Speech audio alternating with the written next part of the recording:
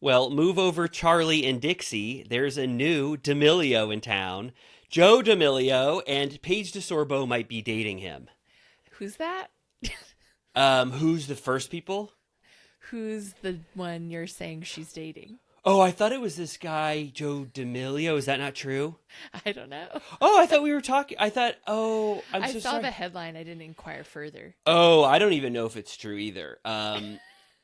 Bubbling up on the internet. I just checked this out. Bubbling up. This is like, I think it's bubbled to the surface now. People are saying, well, I don't know, because it's mostly Dumois, that Yeah. garbage site. But Yeah. people are saying that Paige DeSorbo was spotted twice with the same person. Remember that Philadelphia? Well, I don't know if it was an Eagles game, football.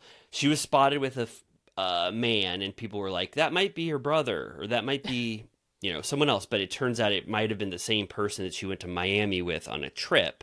And people think it's this guy named Joe D'Amelio, who he's not related to the D'Amelio sisters. He's just a guy. He works for, I think, a marketing company. I don't know if people. This is just what's coming up now on the internet, but I don't know how verified it is or Right. anything. Yeah. I think someone was saying he's like an heir. He's an heir to the wonderful. I think the Pfizer fortune. Well, Oh, his wow. his father It's a was. good phase to be Pfizer, huh? If I just like go down that road completely, I'm like Pfizer, interesting.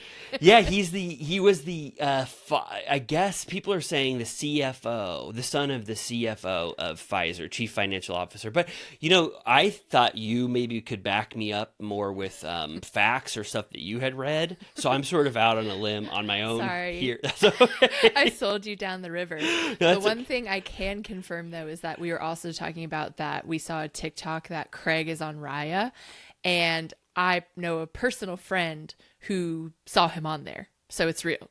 Not that Okay. that's particularly shocking, but So Craig is on Raya, the social or not social network dating app for celebrities and people of note. He's on there. Your friend saw him. Anything that they can say about the details of the profile? well, I saw the photo. She wasn't allowed to take a screenshot. Apparently, you get like a wrist slap on Raya if you do that. Like they're like, "This is your last chance. Do it Wow. again, and you will be booted." Because imagine how many people want to take screenshots. I was thinking about that. Like you're Yeah. going on it and you see somebody notable and you're like, whoa, I got to share a photo of that. Yeah, but the girl on wherever it was that we saw, she took a photo of her phone, and it said like, it had like a step and repeat photo, and it said something like entertainment or like TV/entrepreneur or something Wow. like that. And I was like, I don't know, I was kind of like put off by the step and repeat photo. I was like, why not use like a more casual photo? You mean like, something that doesn't like, what would it be? Like, Fishing or Yeah, I I guess was that's the thinking- thing people get mad about too. but I was thinking, yeah, that photo that Shep and JT and him took with that big fish would have been good. I was just thinking, okay, he's on Raya. And then also he unfollowed Paige on Instagram. You saw that? Yeah. So I was just like, oh man, it's sad that it immediately got kind of bad or seemingly bad between Paige and Craig. It's like, it was such a wonderful relationship that you and I grew with watching them from afar. And then it sounds like Yeah. within a month. Oh, you go ahead. Why didn't he just mute her? Yeah, of course.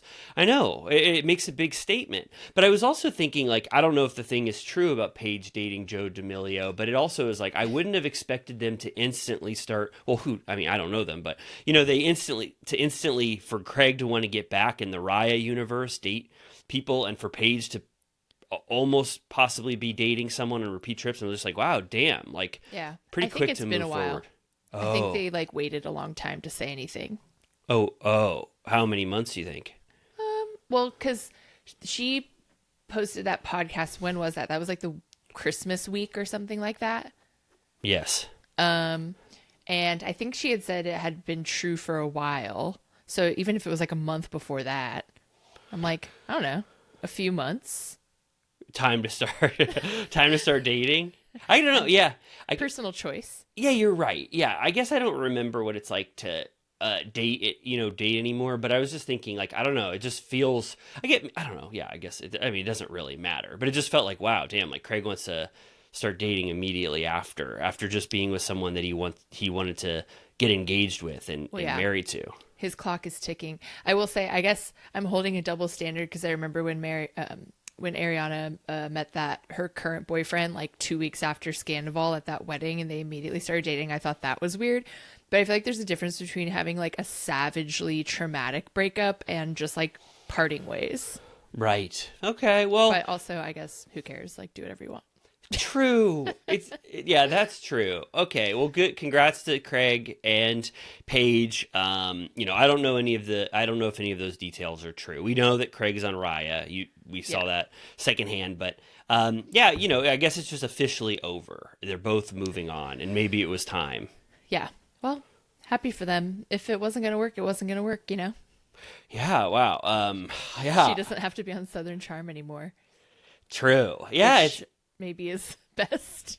Why you think that the quality it's kind of flopping. Okay. Yeah, I felt like there was a little bit of a spark of life towards the end of this one, but I mean, my thoughts that the last 3 or 4 were stinkers. Yeah. Any other, I mean, really all we had was Craig and Paige. Any other we saw that funny story that Ramona Singer potentially sold her Twitter account to was it the CEO of BlackRock? I think so. Larry Fink. Kind of a couple of CEOs in the news, or CFOs and CEOs. Larry Fink. This happened over the what is it? A weekend? Yeah, over the weekend. Larry Fink, who we all know, he's the BlackRock guy. Know and love. He started saying like, look at my new Twitter account. Don't look at any of my old posts. And then people realized that it was Ramona's former account, and all of Ramona's former tweets were there. So all of a sudden, Larry Fink was like, I'm hanging with my daughter Avery at at a bar or whatever, and it was. Yeah, but it was under Larry Fink's, profile, so it was kind of like a juxtaposition. Yeah, and she said today on Instagram that her account had been hacked and that she did not sell her Twitter account to him, and that if anyone at X can help her, it would be much appreciated. I also saw, because I want to say that it was that account, Yolanda Pfister on Twitter found that. And then I also saw that account got a cease and desist from Meredith. Why? They posted like a photo of Trump on Air Force One or something like that. And there's a woman in the background that looks a lot like Meredith. And they made, I didn't dig in. This is just what I saw really quickly. So correct me if I'm wrong, but a woman that looks like Meredith in the background. I don't think it was like photoshopped. I think maybe it was just a woman that looked like her. And they made like a joke like, LOL, why is Meredith on Air Force One or something like that. That's my memory of it. Yeah. And they got a cease and desist. Wow. So Meredith didn't want to be discussed possibly being on the Air Force One with. I guess not. Unlike Jill Zarin, who was at that Freedom Ball or whatever. Oh, she was? I always forget that like every time we're in this political season, we get to remember who is down. Right. Yeah. So with the Larry Fink thing, I was like, I already followed him before. So I was like, why did his, you're like, why? So why did he, I was like, why does he have all of Ramona's old, tweets on here, like photos? But I knew that there was something off, that you can't just buy. I didn't think you could buy someone else's Twitter account and keep all of their old photos and all of their followers. It just doesn't make any sense. It seemed like more of a glitch than something that you could actually do. Like, why would Larry Fink be like, I would love to have Ramona's account, everyone she follows that are Bravo fans will now follow me, the 40,000 people, whatever. It makes no sense. It doesn't make any sense to sell an account. I mean, that's like covert, like mind washing of like people think they're following Ramona and then all of a sudden they could be like peppered with God knows what. You mean Larry Fink type stuff? Yeah. So I think it was some sort of glitch or whatever. I kind of believe Ramona in this instance, but it was fun to think about for a minute. Yeah. I thought about it too for about 3 minutes over the weekend. All right. Well, anything else? We already talked about the traders at one point. I have nothing more to add. No. Okay. Good. I already told you, unfortunately, there was a huge Justin Baldoni update right before we started recording. Justin Baldoni released the 6-minute voice note that he sent to Blake Lively, apologizing to her about some script differences, but, you didn't get a chance to listen to it yet. So we'll just have to say we don't know what that voice memo says, if it exonerates Justin Baldoni completely or if it incriminates him further. Right. Someone let us know that the movie that I was talking about, where she was doing an interview with Justin Long and Jonah Hill, was the 2016 comedy Accepted. Right. That was so good to know. I forgot about that movie, and it makes sense. I mean, if she's in it, if she's in that, and Justin Long's in it, and it checks out. If you've been waiting 14 days and didn't Google it, I'm here to tell you. That's for your great. next Cinematrix. Yeah, don't forget. Yeah, that's great. So Justin Baldoni, I mean, it seems like that's going to be okay for the most part. I watched, a little bit. I was telling you, I watched about 15 minutes of the beginning of It Ends With Us, and I was I was pretty proud of Justin Baldoni's acting for the most part. I was like, I can't tell that you were just a TV guy for a long time. And then, Blake Lively's was as good as can be too. So I was kind of like watching it, and I was just like, I wish you two powerhouses could just get along. Did you like everyone's names? Yeah, Ryle Kincaid, Daisy or Lily Bloom. Rose Bloom. I think she has a different middle name too. And then Atlas Corrigan.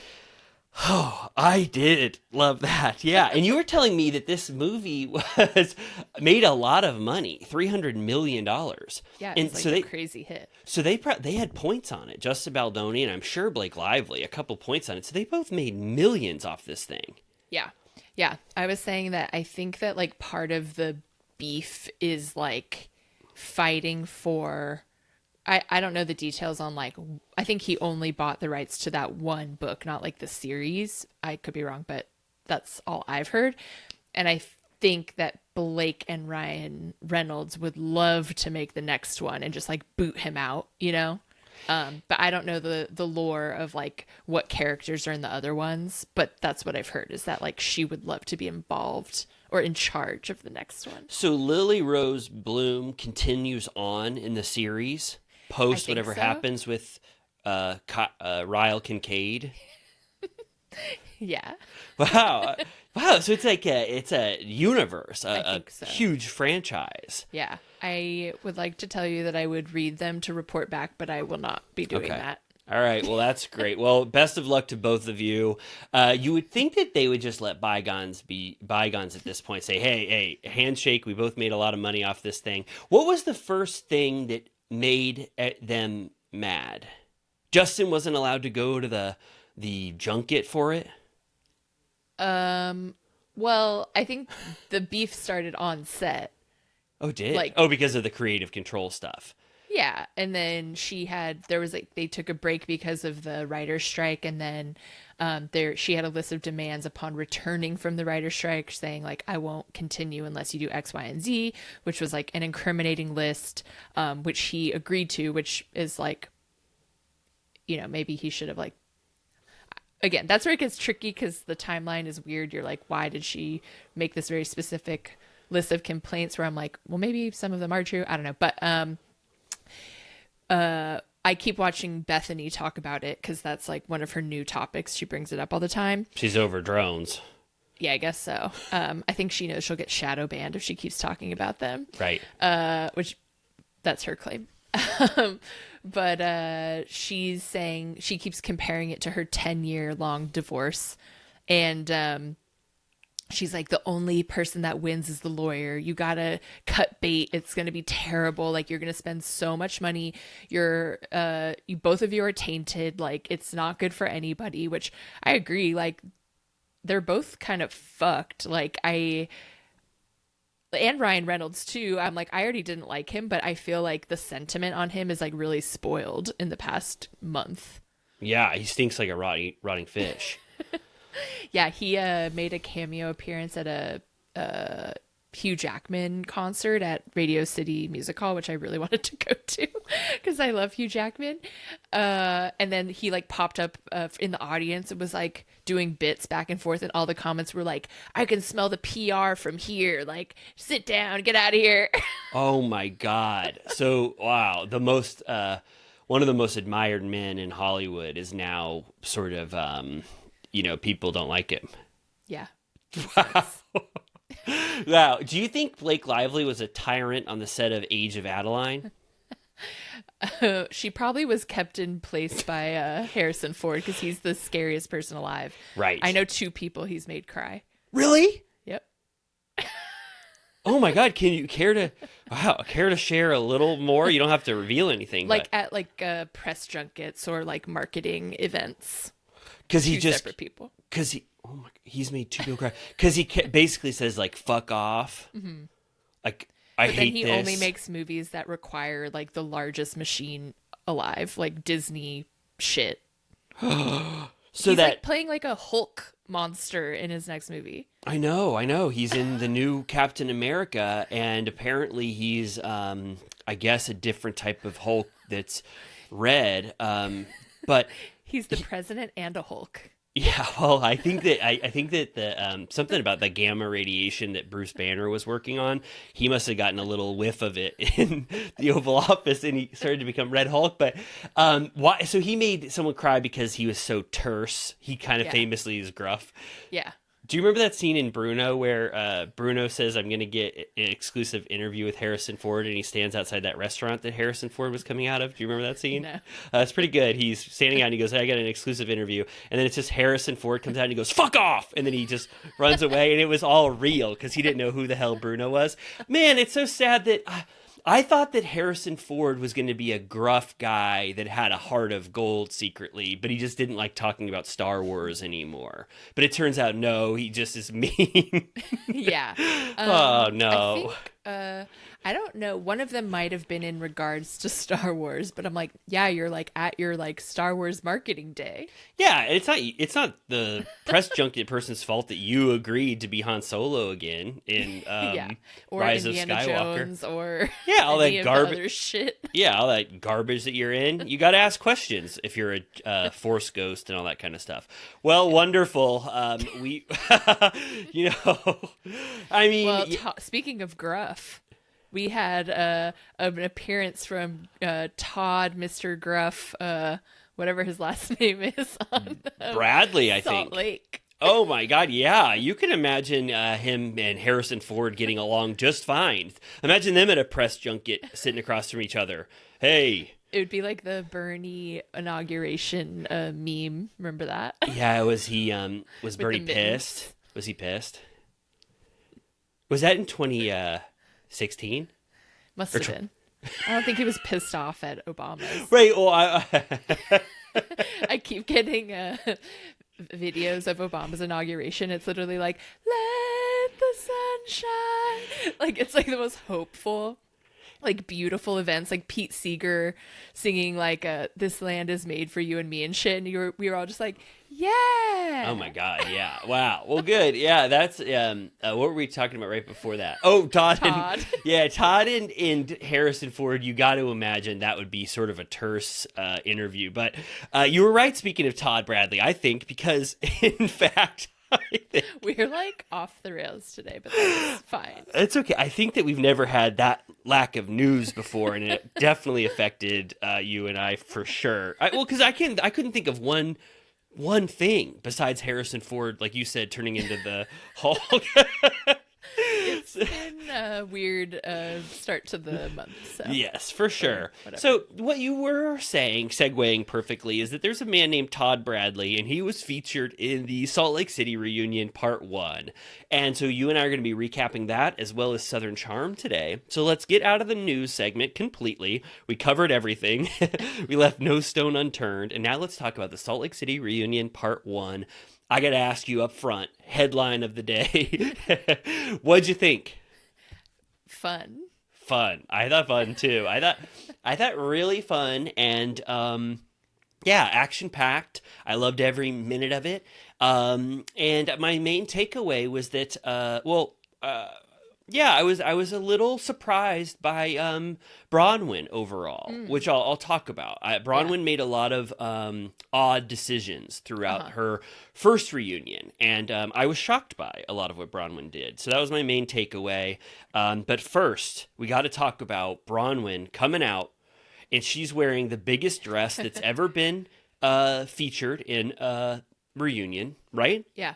I thought she looked fab. Like, I thought her hair looked great. I thought her makeup looked great. The dress was pretty. I didn't really understand the theme. Was it red and purple? Red and purple. Kind of weird. Red and purple. Red. I was thinking, well, Red Hulk. Purple. Purple. Hulk. I mean, the other Hulk is green. Purple shorts on the Hulk. Purple shorts, green Hulk. I don't understand if they were going for some... Anyway, maybe it was the Bezos colors, purple and red, because that sign was purple and red.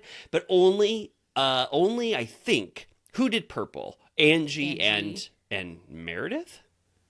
I think Meredith wore like a deep red. Oh, okay. Well, we don't have to talk about the colors. But what I noticed about Bronwyn's, I loved the dress. But I noticed that there was instantly shock by Andy first, because he said, this dress is pretty big. How are you going to...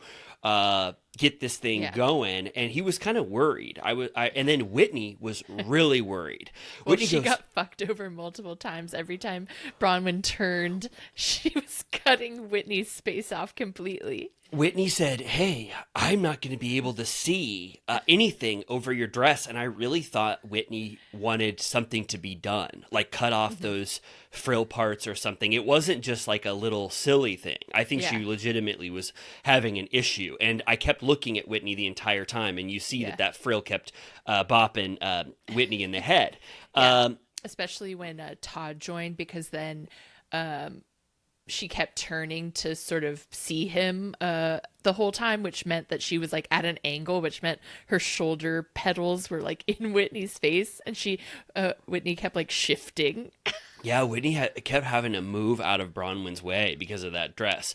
Then we get Angie coming in, and she goes from bench warming bitch to first chair. And everyone is loving it and clapping at that. And I had to ask you, now that we're at the moment, why do you think Angie got first chair?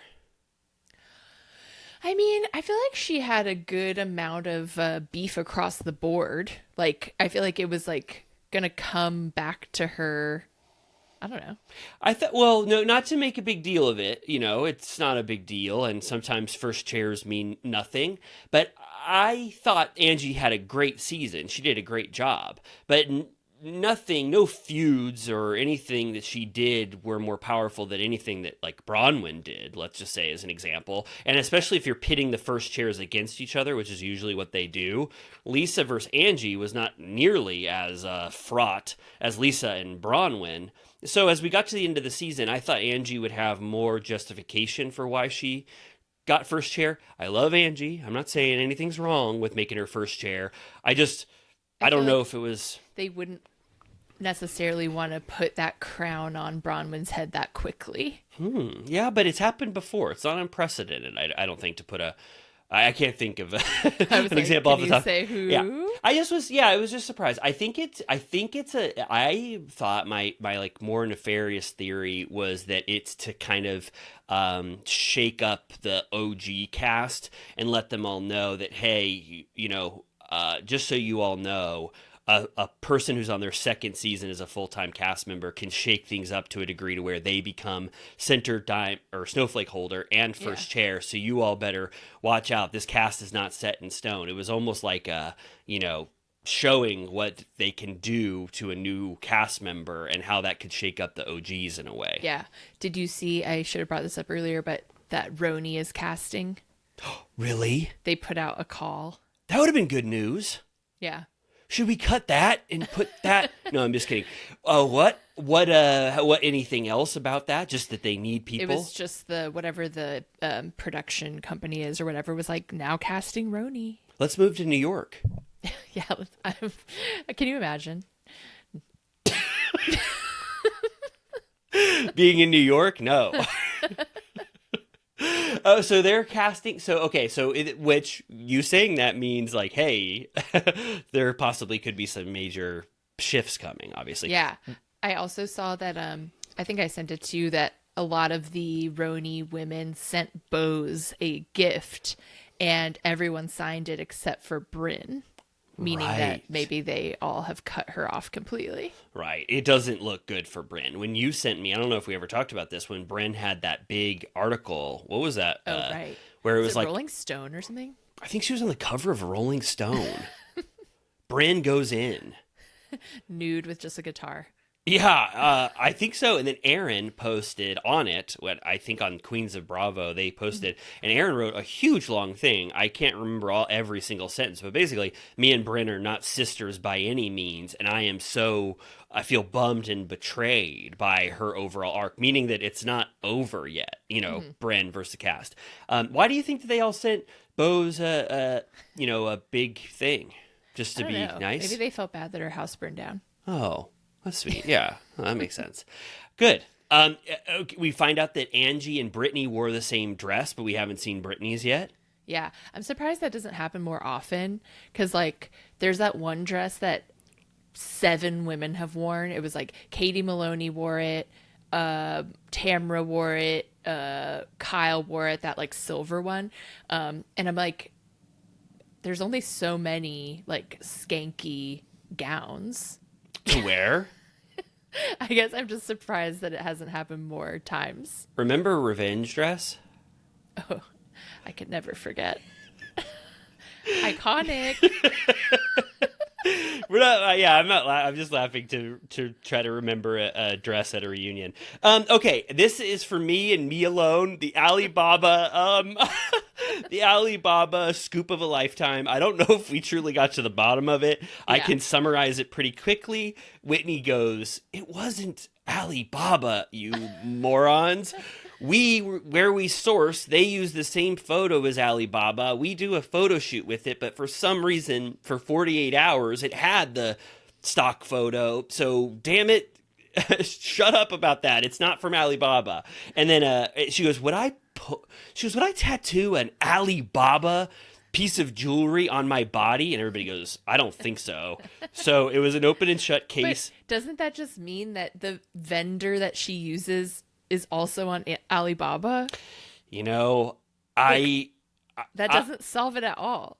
I know. I felt like it was too much information to where you were purposefully adding a lot of details that I couldn't keep track of. Where was it wasn't Alibaba in this statement. I guess she said it, but still, like, I mean, you were never as pissed off at this storyline as I was, but is the fact still true that you buy a bunch of cheap garbage and sell it for 20 times the price? I mean, she basically said, she like defended herself saying that she does curated fashion pieces, and she said that like her main complaint she got over the years was that people want to buy their stuff but they can't afford it. So she's saying, I want to make it affordable. And I'm like, yeah, so you buy like shitty plated jewelry from China and you put it on a nice website and charge more. That's like what a lot of boutiques do. Right. But if she didn't love these pieces, would she get a tattoo of them? Now I want a tat that says Alibaba. Oh, that is so cool. Yeah, that would be awesome. And then they kind of, they talk about this a little bit. You can tell that no one's interested in this except me. Yeah. They talk about how this would have never made it to the show through the blogging stuff if Meredith and Lisa hadn't talked about it first. And they all kind of call out Lisa and Meredith being like, this might have never reached the world had you all not talked about it. And it's kind of hard to defend that Lisa and Meredith or whoever started bringing this thing up. They obviously wanted this story on the show, Yeah. So like even Andy says there's a big difference between random bloggers and the millions of viewers. Like I feel like he's like, Bravo gets millions of unique viewers worldwide every week. Yeah. But here's what I'll say. I love that you all brought that storyline up. I loved every minute of the Alibaba saga. And then Lisa goes, they go, what happened when you went the distance with your lawyers? Did they uncover anything? And she goes, Lisa goes, I tried to get IP addresses. I tried to get the local police involved. I called Alibaba headquarters, and Whitney never gave me any of the information I needed for this. So it just died on the vine. And that's the end of that story. Since when does the private investigator need to get the information from the person that Alleged is being investigated? Like, why would she why would she help you? Like, that's your job. You have to figure it out. Right. I think what I thought about this ultimately is that Lisa and Meredith are lying about their intention of why they wanted this on the show, and Whitney was using a very unscrupulous source to justify why she thought it was Lisa Barlow. And in the end, they're going to be mad at each other for this. You know, it's like it was. Whitney can obviously be very mad at Lisa for bringing this up, and Lisa can be very, very mad that Whitney said that she was the one who brought it to the bloggers, if that was right. if that's what she was originally mad at. But anyway, I guess that's the end of that. Yeah. Then we get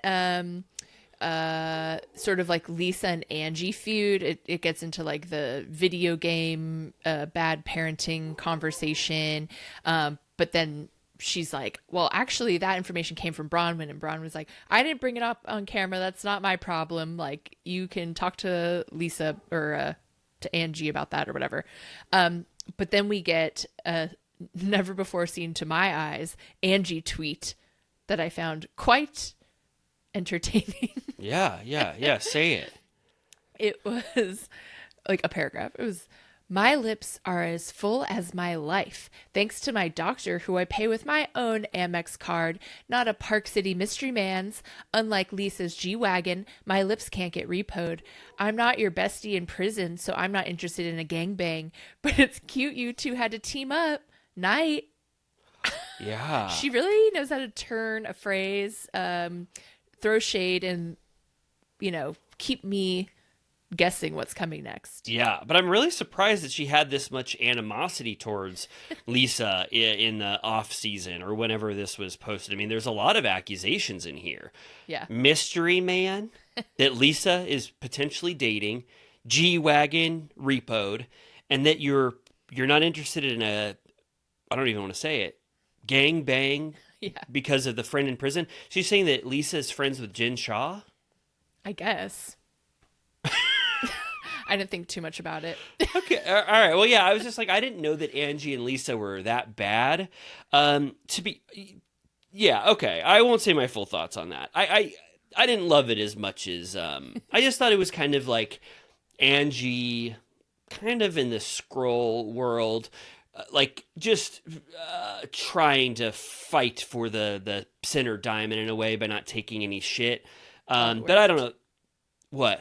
Oh, yeah, it did. It definitely did. And then we kind of get a little conversation about Meredith and Angie, where Meredith, in an interview about the scroll, accused Angie of being a backup dancer for Jen Shaw. And then they show that video that I think we've already seen, where Jen Shaw was dancing to that song WAP. And then Monica and Angie were in the background, like wiping up stuff with a mop. Do you remember that part? Yeah, they spend so much time on it. And Andy's like, wait, why do you care that she called you a backup dancer? It was like a TikTok, right? And she was like, yeah, like a TikTok. And he was like, so why do you care? And then Meredith, apparently her reply was that the only scroll I read is the Torah, which I thought was pretty funny. Then Lisa's like defending the fact that she has multiple luxury cars alongside her G-Wagon, so that it just it was kind of like we moved on and everyone was just like, whatever. Yeah, I had a question. Was Lisa's G-Wagon repossessed? She says not. But I just don't understand. I mean, isn't Lisa Barlow and John, aren't they a dynasty together? I mean, I don't believe that anyone owns anything on any of these shows. Like, if you tell me any housewife alive is in massive debt and potentially going to jail for tax evasion, I will believe you. But what are they spending it on? Everything she's always wearing like 1,000,000 diamond rings. She just said they have 3 luxury cars. Like, she refuses to fly coach. Right. So you're saying possibly John and Lisa spend above their means? I mean, I would believe, like I said, I would believe that about any single person on Bravo. Okay, I'm gonna say I am gonna go out on a limb and say that I can't imagine Lisa Barlow being in debt a lot. Think of all those ads, Wendy's. Yeah. What was that shampoo brand? Oh yeah, Kerastase. Kerastase. I just saw that new one. Remember? Was that? Oh, that was Kerastase. Yeah. I don't know. I just I mean, there was the Jeep one. She was in a Jeep commercial. Oh, wait, no, that was Dorit. Yes. And we were saying it should have been Lisa. Totally. It should have been. Well, yeah, so I don't know. It's kind of like I should look into if her car was being repoed, but that's something you already said this. Bronwyn said this to Angie. So Angie was bringing up information that Bronwyn told her. And Lisa's like, Bronwyn, why the fuck would you do that? Why are you telling Angie, horrible shit about me? And Bronwyn goes, I told Angie specifically that I was getting DMs of all this horrible shit about you, and I said I didn't want it anymore, which it's like, wow, that's a great way to get out of talking shit about someone is just say, I brought it up because I said I don't want it anymore. You know what I mean? That's pretty much what Whitney did about the threesome, where she was like, I just brought it up to say I don't believe it. Yes, exactly right. Okay, now here is what I absolutely loved. This is when I was going, hell yeah, let's start talking about stuff. Bronwyn's jewelry. So Andy goes, Bronwyn, he very nice, not intentionally, trying to be shitty to her. He goes, I thought you might wear that $4 million necklace to the reunion. And Bronwyn goes, I thought about it. Because I thought it would clear up a lot of questions. And Andy goes, someone has questions about that necklace? And she goes, yeah. And then Heather goes, what questions do people have about that? And then Bronwyn goes, Bronwyn says something, and Heather goes, that you rented it possibly? And then that's when Bronwyn says, well, I don't know. People had a lot of questions, but in actuality, I bought hoop earrings and I bought a smaller version of that necklace that we saw on camera. Yeah. Do you remember that part? Yeah. So I was like, when she was like, well, I thought about wearing it to answer some questions, but then she immediately said she didn't even buy that necklace. So I was like, you couldn't have worn it, bitch. Hey, that's exactly what I thought. I go, why'd you just lie at the first part? You just told Andy that you would have worn it. And she kind of led into the conversations about questioning it in a way, because I guess people did. I mean, I didn't even question it. I didn't care. I mean, yeah, I was just like, I don't think you bought a $4 million necklace. I mean, I love Todd and I love all of his money and I love that he worked on the original Palm Pilot, but I was like, a $4 million necklace. Like, I've seen people just try on a bunch of shit and, like show wealth, but I didn't necessarily think that she had to have bought it, but she kind of steps in it in a way. Like, Heather is leading her to be like, come on, let's tell the truth. And then Lisa really goes, when she starts talking about having those hoop earrings. And then it really seems like Lisa might have let her get away with this. There's a moment where Lisa is just kind of standing there like, is Bronwyn going to say anything else? But then Lisa gets into it, and Lisa says that she heard directly from that jeweler that Bronwyn didn't buy shit. Yeah, she's like, she just starts, it's almost like a Giovanni moment. She's like, Lisa said you didn't buy it. She said you didn't buy it. And everyone's like, who? Like, why would she say this? Apparently the sales associate, like not the owner of the jewelry brand, but the associate that like helps you, your like personal shopper or whatever, told Lisa, according to Lisa, she reached out of nowhere. They had known each other previously casually, and that she just randomly reached out and was like, nothing was purchased, not the necklace, not the earrings, not the ring. And I'm just like, unless they actually, first of all, that's not professional, period, because like, who's going to want to work with you after that? But why would she do that unless they fucked her over? Yeah. Well, I didn't care how the information came. I don't care about the sacred beautiful bond between the jeweler and the jewelry buyer. If you I saw it on TikTok. Someone was like, she violated jewelry HIPAA. No, seriously, I didn't care, and I felt like Bronwyn and Whitney and Angie, because they're so pissed at Lisa, they were trying to make it more about how she got the information. But Bronwyn, you watch Bronwyn as she's lying, it's just going, that's so interesting. Why would she say that? But she's not specifically saying that she has the jewelry, so it's kind of like you're getting busted majorly right now, but all you can do is point out how unprofessional it is that Emma did this. And I was just like, why are you lying after being busted this badly? And then it even gets to Andy, where she shows the text messages, and Andy reads them, and he goes, yeah, I mean, Bronwyn, this doesn't look good. She's kind of pissed off. She says that you didn't pay for those hoop earrings, and you mailed them back in a garbage bag or something. She's really pissed off. They were supposed to wire the cash, and apparently she said returned them, which I'm like, this is giving some Todd ass shit. I don't know, but she said in the text that Todd didn't like him either. Yeah. But it's weird because I'm like, I'm not questioning like whether they have money. I believe out of everyone that they are wealthy. Like, I think they have money to spend. Like, she always posts, we talked about this before with Christian Siriano, and he said like, she buys all my shit and she pays for it. I assume that's who made her dress for the reunion. And those aren't cheap.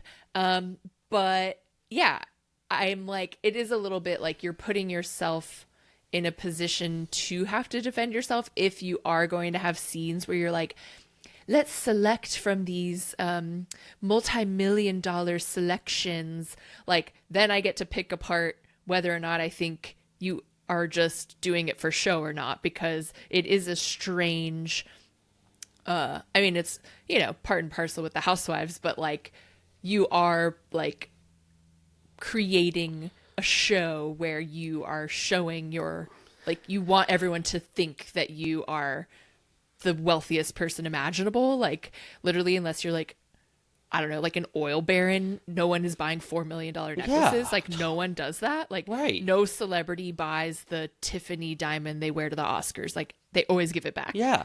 Just say it didn't fit.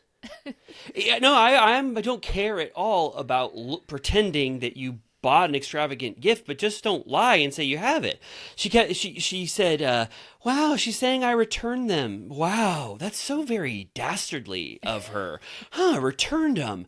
That is so weird. It's like, did you? I just don't understand. At that point, you got caught lying. And then she goes, I guess I'll just have to post them, the stuff that I bought. And then it's like that post never came out. Like, she didn't prove that she had them. It's just like, why lie at that point? It was very odd to me. It was a very bad decision of Bronwyn to go. I don't know if she just didn't think that she was going to be called out for that, and she got completely busted by Heather and Lisa, but I was just like, just what an unnecessary lie, in my opinion. Todd should have come out wearing them. Oh, that would have been so cool.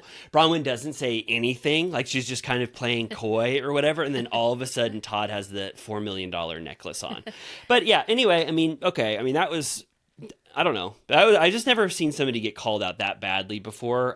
It was a little odd to me how Bronwyn reacted. And then Lisa and Bronwyn start to dissect their relationship a little bit, and we find out that they're on a timeout for about a month. They haven't been talking. Yes. Then, I don't know, they do a Bronwyn fashion montage. They talk about the casting on the show. Like, Lisa's like, I think I'm done recommending people. I'm not even from here. The locals should be the ones recommending people. And everyone, they like go through how many people she recommended, which was like a lot. I think she said at one point, she was like, I wanted Angie to join the show because she was going to give me a free shampoo bowl. Yeah, what does that mean? like a shampoo station from a salon. she could have had one of those at her house. I think so. I think that's what she was saying. Those are expensive. Oh my God, yeah, that is so awesome. And then Bronwyn kind of explains like what she felt this whole time. She was like, which that was a huge thing that I was thinking about the entire time, was Bronwyn's relationship with Lisa felt very odd to me. How hurt she was getting, how much she ran to her for her approval, how she talked shit about Lisa, and then immediately tell everyone that she talked shit about her. Like the whole thing was like, you have a very complicated relationship with Lisa. She says, once I started watching it all, I realized that I thought I had a closer relationship with Lisa than I actually did, that we were actually more just social friends. They would come to parties and stuff, and Lisa basically agrees. She goes, yeah. She goes, she doesn't say it because she doesn't want to hurt her feelings, but she's like, yeah, I saw you more in social settings. We never had, deep secrets that we confided in each other. So that was interesting to me. It's like, because, that's justifiable in my mind. Bronwyn thinking she was closer to Lisa and Lisa not being that closer. Lisa basically was just like, fend for yourself. I know you pretty well, but you bloom or blossom or flop in this group. I'm not going to help you out any more than anybody else, Right. Yeah. And then they get into, like, Heather chimes in about saying that she still thinks that she was made to sing for her supper to go on that Palm Springs trip. And then they bring up, I think it's through a viewer question, about how, it was like, how does Heather feel after losing weight or something? Yeah. Is that what the question was? It was worse than that. It was like, does Heather know that once she lost weight, she became a total mean girl or something? I was like, damn. I was like, I don't know if I would have read that question. It was really rude, and Heather did a great job with that. She was just like, she was like the old Heather, before I lost weight. The old Heather was much meaner and had like tougher skin, and I actually was much more confident because I was like having to like battle every day with how I felt about myself and everything. She goes, now this show kind of strips you of your confidence. I'm much less confident, but I love myself more, and I hate that translates into like mean girl energy, but in reality, I'm just like starting to celebrate and love myself more, much more than I did back in like season 1. And then Mary concurs. It was sweet. It was kind of the opposite of what Mary had said in the finale when she was like, Heather is so different now. She's self-absorbed. Mary goes, no, I noticed the difference. Heather was in such a darker place at the start of this show, and now she's really, started to love herself, and I thought that was a sweet moment between Mary. It was. Jimmy was like in the kitchen, and he literally like craned his head around because he watched it like earlier when Mary was like way scarier and meaner, and he was like, wow, like that was nice, and I was like, she has changed. Totally. She definitely has. And then Heather gets choked up. She's like, I'm proud of myself. And it's like, who was going to say that Heather shouldn't be proud of herself? Yeah. Like, I didn't think Heather was overly mean at all. I felt like the only thing that Heather seemingly was mean about was the fact that she thought Bronwyn was two-faced. And I am now coming to the conclusion that Bronwyn did like talk shit about Whitney, to behind her back, and then said that she was the most iconic person in the world. And that's the only interaction Heather had with her. And then every other decision that Bronwyn made, Heather was looking askance at for the entire season. And I think she's justified by the point to where they get at this reunion. I think Heather still feels that way, justifiably. Yeah, totally. Okay. And I feel like this is the meat of the reunion right here about Bronwyn's baby daddy. Bronwyn brings up that she never intended to share that storyline on the show, because that moment happened off camera. Like, we didn't even see when she showed Lisa the photo of her daughter's father. And she's like, not even Todd has seen a photo of him. Like, I literally never show anybody, which I'm like, that is interesting that I guess that lends credence to the idea that Bronwyn thought they were closer than Lisa did, because she felt compelled to share this little known thing about her life that's like super personal and sensitive. And she says that. She goes, here I was sharing, like confiding in you with one of the, deepest parts of me and what I've been through or whatever. So she says that. This was really interesting. I kind of could not believe this. So it seems like in that conversation where Lisa and Bronwyn originally talked about it. So it sounds like Bronwyn brought this up to Lisa. I think Bronwyn wanted to share this story because they had it off camera, but I think that Bronwyn thought, if you think, Lisa, that this is compelling, if this is a legitimate coincidence, I think we should bring it up on camera. I don't think that Lisa obviously forced Bronwyn to talk about this. They set a scene to talk about this. Yeah, to this coincidence. The only thing that we did not know was that Lisa says the side of Gwen's grandparents, and it's to me a shocking revelation that we did not know. It's that, no matter if you believe it or not, it's that Gwen's grandparents always thought that Bronwyn had had a miscarriage. That was the last they had heard. They got that cut out because Bronwyn wanted that cut out because that is not public knowledge. She didn't want anything that could ever identify the grandparents and this person that she's had or these people that she's had no relationship with. But by the time Lisa got to the after show, which I was like, why the hell am I not watching the after show? Damn. Lisa repeated the miscarriage thing, not knowing what was going to be in the final edit. So Bronwyn is using that in a way which justifiably you could say, where she's like, Gwen and I did not want that shocking, whatever it is, allegation or circumstance to be outed in this world. And Bronwyn basically blames Lisa, saying that she should have known better before she talked about this, and that it really hurt Gwen and Bronwyn's feelings. Yeah, they sort of, I can't remember if it's in this initial part or when Todd comes out later, but they then twist it to say that Lisa accuses her of having lied about a miscarriage. And I'm like, that's not what she said. Right. She said that maybe they lied about it, or maybe their son lied to them about it to get out of it or whatever. But they didn't say she hatched a scheme. She's saying that's the last they heard. But I'm also those grandparents are dead in the water to me. I don't believe them, and I think they treated her really shitty as a skanky college student who ruined their son's life or whatever. I completely believe that, because then when Gwen tried to reach out to them, they were weird about it again, and they were as long as you don't hold a grudge against you. And she's like, I'm literally 16. Can you fucking chill? I don't like those people. I just, in my gut, I'm I don't trust them at all. But Bronwyn claims that her dad called them and that they never heard back. I just have to say, I'm gonna say everything. She kind of doesn't sound absolutely certain about any of the details about what the call was. She goes, right. My dad called Gwen's dad, and she says, I think his grandparents, and left a voicemail, and we never heard back. But it's almost like she's slightly, I don't know, a little bit I don't know how well that story was relayed to her from her dad, because she doesn't ultimately know who heard that voicemail or if that information ever got to them, which I thought was very interesting to know that the entire Gwen, her knowing the truth or the grandparents ever meeting her was relying on this one voicemail that was sent when Gwen was a child, a baby. When did the baby daddy die? I don't know. I think it was very early in Gwen's life, but I don't know specifically. I think they're kind of before she was born or something. No, I don't think so. I think it was within the first few years of her life. Is it not on everybody involved to find out if there's a living child on Earth? Are we in Romeo and Juliet?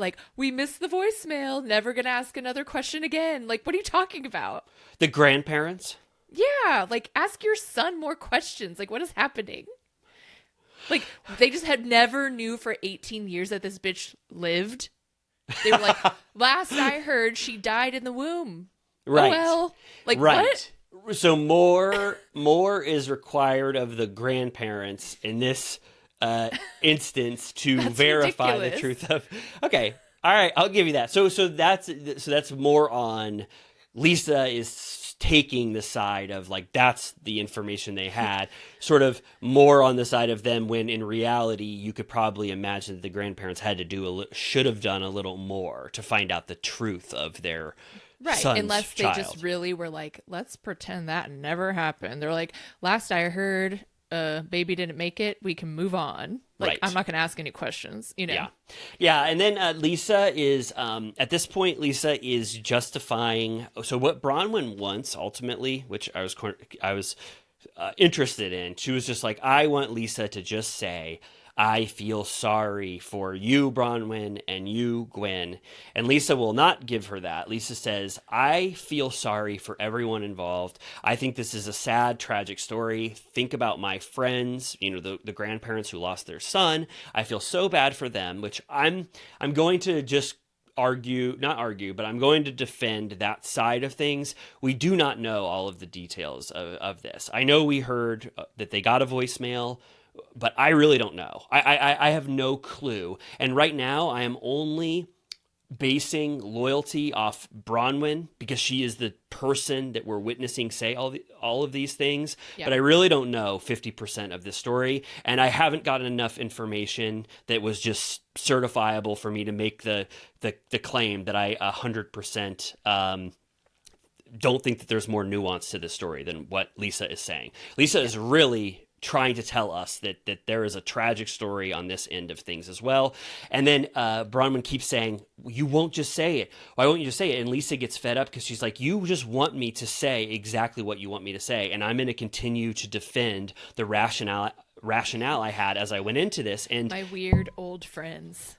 yeah, I mean, My elderly best friends. I don't know any. I mean, I don't even know their ages. You know, I don't even know that they're elderly grandparents. You know, I don't even know anything. I just know that we are siding with the people we see on Bravo. But there is a completely different world, a different reality. People who lost their son. I don't know what they've heard, and so you know, I'm just not going to just immediately say that I think that they're evil and Bronwyn is justified, and Lisa needs to absolutely apologize to Bronwyn to make this better. I just, you know, I'm with Lisa that she justified it well enough to me, and that I don't think that she had intentions to affect Gwen with that miscarriage story. I think that she was bringing up relevant information to me, in my opinion.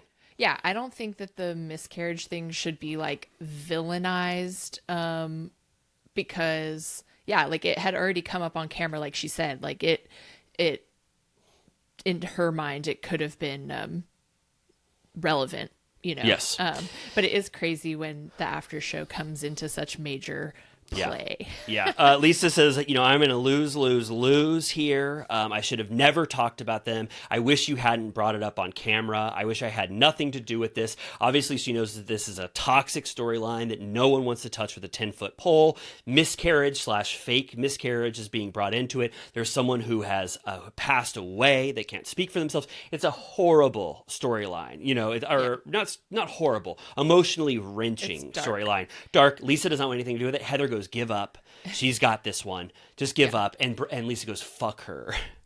I know. Maybe, I mean, we could always just place all the blame on the dead baby daddy, because maybe he's the one that pinned them against each other. Maybe he was like, that skank that seduced me had a miscarriage, so don't even worry about it ever again. True, but if I heard that, then I would agree 1,000%, and I'd be apologizing to Bronwyn, but I really don't know that. I really don't know that. I don't know. Was he a horrible person? Are the grandparents awful? I live in a you know, morally gray world, and I don't think that anybody is an absolute villain in this I'm just story. like, my big question mark is, who wouldn't want to meet the only living heir of their dead son? Absolutely. And if whatever... That's crazy to me. And if they heard the voicemail and they said, because of our religion, we don't want to acknowledge a child out of wedlock, and we never liked Bronwyn, then that is a awful decision. That morally abhorrent. And if it comes to that, and what we learn, and that's the case, then I'm like, you made a horrible decision. And Bronwyn has every right. And Todd, you know, who's also, he's more of the third party in this. He thinks those grandparents are evil and awful. So maybe I should just take his word for it as well. But we don't know yet fully. Yeah. And she says that her daughter, Gwen, has all the information now. So it's, now that she's 18, it's up to her how she wants to move forward. But she's like, that's her problem. I'm not going to steer her any which way. So, right.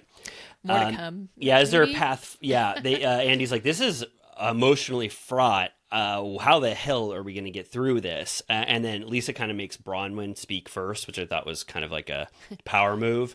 And Bronwyn was just like, you need to sympathize with me for me to be your friend, or something like that. I kind of felt it was, to me, I didn't understand why Bronwyn had to have just one phrase.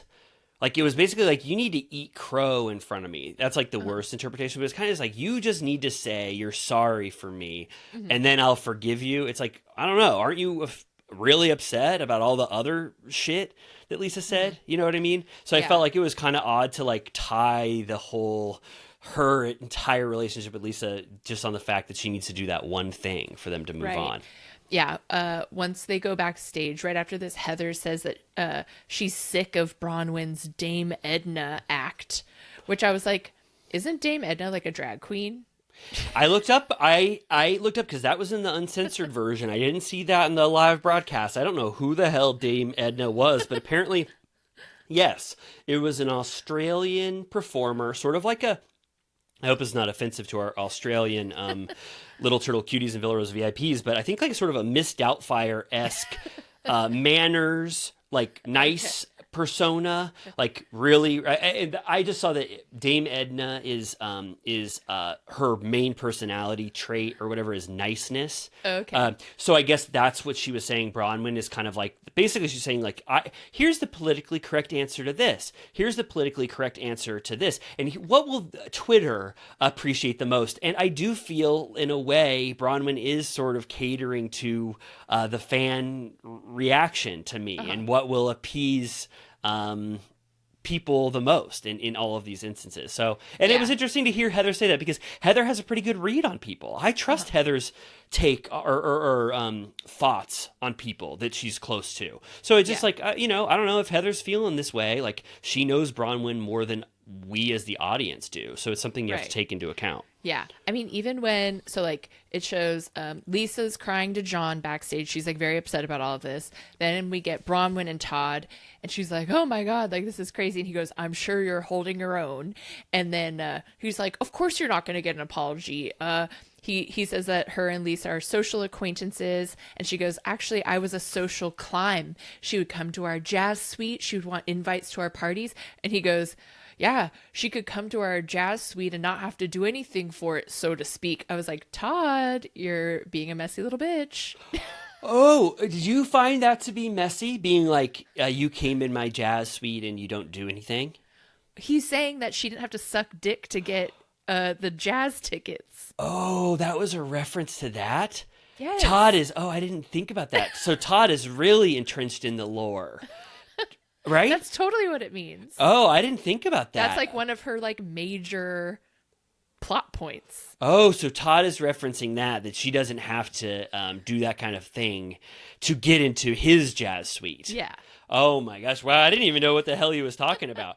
Yeah. Oh, so what do you think I wonder what that jazz suite is like? Probably nice. Could you imagine? Maybe like free sushi. Sushi, a big fridge filled with beers and champagne. I keep thinking about how, was it the Golden Globes that had Nobu? I think it was. That was like the last big award show. I was like, I think we already talked about this, but I'm like, the way I would eat 400 pounds of sushi. To be near the garbage cans after the Golden Globes that night, I'd be there in an instant. Could you imagine how much Nobu was probably left there? Oh, I would be like, doggy bag. I got to go to a beautiful basketball suite one time. It was one of the most amazing things I've ever done. Do you like basketball? Yeah, I enjoy watching it, but I don't think about it at all, and I don't follow it at all. Yeah, so that's my relationship. Also, when Bronwyn was like, Todd, you need to reinforce me out there. I need major reinforcements. I was kind of like, Whitney and Angie are really reinforcing you. You've got more reinforcements than a lot of people I've seen at reunions. Like, you're basically backed up in every way by two people who despise Lisa at this point. You know what I mean? Yeah. She kind of has reinforcements. Yeah.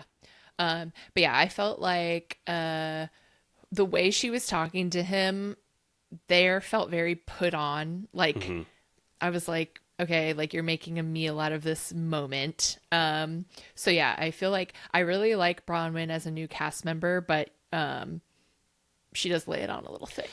Yeah, I think so too. That's really what I'm reckoning with here. I loved Bronwyn. You and I have sung her praises every single episode. Probably the best new cast member to enter the Bravo universe. I'd put her right behind Stacey on Potomac, who I love more than life itself. But she's amazing, dynamic. She should be on for 3 more seasons, or at least. She's an amazing cast member. I was just bummed out by a lot of the decisions she made, with Todd in particular, like you're just talking about, which we'll get into. Whitney said something interesting. She goes, Whitney was saying, she goes, Lisa is having these same conversations all the time. You know, she hears this constantly. When will she, to quote Taylor Swift, realize, what's that lyric? Hi, I'm the problem. Hi, me, I'm the problem. But I was kind of thinking the counter to that is that, like, well, you all just basically start shit, with Lisa all of the time. So you're only having the same conversations because you're picking apart everything that Lisa does in a way, Yeah. Okay. All the husbands come out, which I'm like, I feel like they don't usually come out part 1. No. And I don't think the husbands were even on last year, Andy says. This is famously a very bad husbands cast. Very, not bad, very boring, lackluster. No offense to the wonderful, I'm sure they're wonderful husbands, not Justin, and not Seth, but, no, I'm just kidding.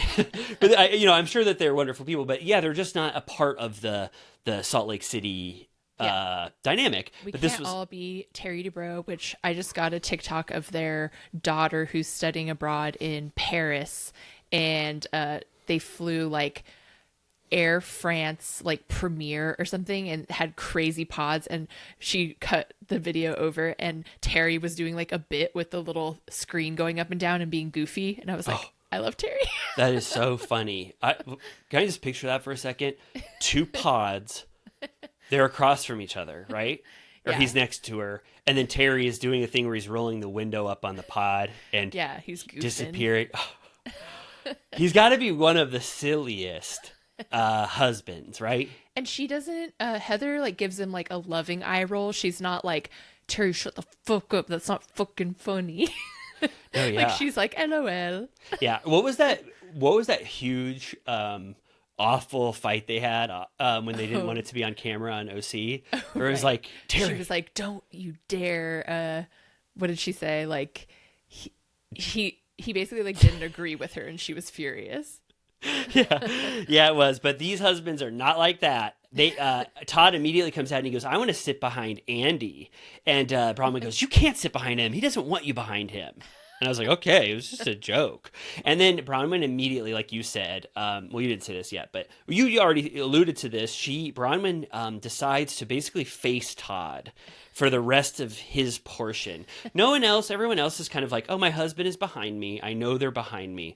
But Bronwyn, I think, wanted to be like, look at Todd, look at me.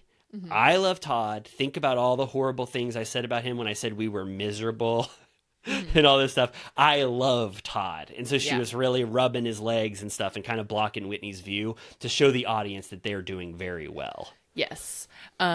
Mary also says that Robert Sr. wants nothing to do with this show, so that's why he's not here. Yeah, that made sense. She was like, he hates this show. Yeah. Todd slings out another bitchy comment where he's like, I know people in this group have opinions of me. He's like, some people here don't even know my name and they'll still make assertions. And Heather's like, okay. Yeah, everybody knows immediately. They pan to Heather. Everybody's like, oh my God, he's talking about you, Heather. And he goes, did you see anything, Todd, that you don't like about yourself when you see the cameras are on you? And he goes, I understand that I'm gruff. I understand that I could be blunt, right? Yeah, he said he's committed to working on it. And he said that they have a strong relationship and a lot of people are envious of what they've built over the past 10 years. Yeah. And he's like, I could be gruff, but sometimes, what do you say, 9th grade, like playground arguments set me off. Like, yeah. He hates that kind of stuff, I guess. And I was a little surprised that Bronwyn, you and I talked about how Bronwyn would like she would start to like do stuff, and then Todd would basically be like, "Stop it now!